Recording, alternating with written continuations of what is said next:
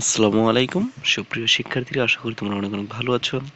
তোমাদের প্রথম প্রান্তিক মূল্যায়ন পরীক্ষা হচ্ছে 2025 পঞ্চম শ্রেণীর, এবং তোমাদের যে সময় রয়েছে সেটা হচ্ছে 2 ঘন্টা 30 মিনিট, এবং পূর্ণমান হচ্ছে তোমাদের 100 মার্কের পরীক্ষা হবে। তার মানে 100 মার্কের পরীক্ষা হবে মানে অনেক বড় একটি পরীক্ষা হতে যাচ্ছে।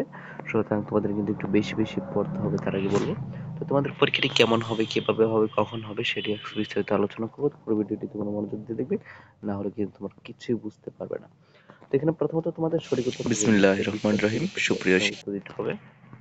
তোমরা বিসমিল্লাহির একটু রহমানির রহিম। লক্ষ্য করো, তোমাদের 20টি সঠিক উত্তরের মানে হচ্ছে বহু নির্বাচনী এগুলোর 20টি উত্তর দিতে হবে। তো আমি এখানে স্ক্রল করে করে যাব তোমাদের সুবিধার্থে, না হলে বেশি কথা বলে তোমরা বুঝতে পারবে না। আমি যেন তোমাদের উত্তরগুলো দেখাতে পারি এবং এগুলো পরে বুঝিয়ে দিয়ে তারপর তোমাদের কাজগুলো দেখিয়ে দিতে পারি, অনেকক্ষণ সময় লাগবে। এই জন্য বলবো তোমরা ধৈর্য সহকারে একটু পুরো ভিডিওটি দেখবে। যে গুণ কিসের সংক্ষিপ্ত রূপ, এখানে তোমরা যোগের, ভাগের, বিয়োগের কোনটি নয়, এখানে কোনটি হবে। এরপর একটি খাতার দাম 22 টাকা হলে 8টি খাতার দাম কত, এটা বের করতে হবে। ভাজ্য 117 এবং ভাজ্য 13 হলে ভাগশেষ কত হবে। 334টি আম 15 জনের মধ্যে ভাগ করে দিলে কয়টি আম অবশিষ্ট থাকবে। গাণিতিক বাক্যে কোনটির কাজ সবার শেষে করতে হবে। তারপরে এই যে বন্ধনী চিত্র, কোন বন্ধনী চিত্র প্রথম বন্ধনী আছে দ্বিতীয় বন্ধনী, সবগুলো এখানে আলোচনা করব। আমি একটু স্ক্রল করে যাচ্ছি।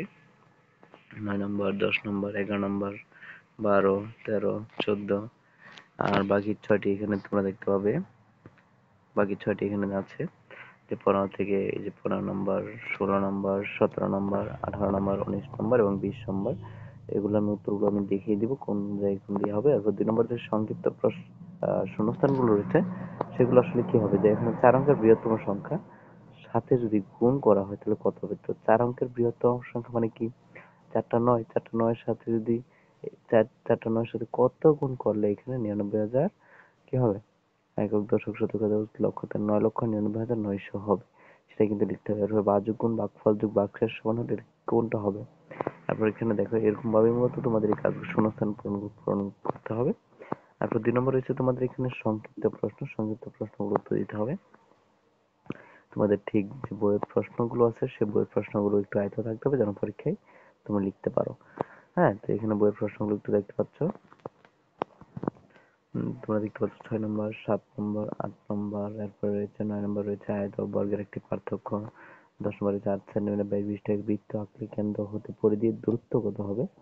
11 নম্বর, 12 নম্বর, এরপরে 3 নম্বর রয়েছে তোমাদের এখানে বলছে যে 13টি প্রশ্নের মধ্যে যে কোনো 10টি প্রশ্নের উত্তর দাও, পরিমাপ জ্যামিতি উপাত্ত হতে কমপক্ষে একটি করে প্রশ্নের উত্তর দিতে হবে।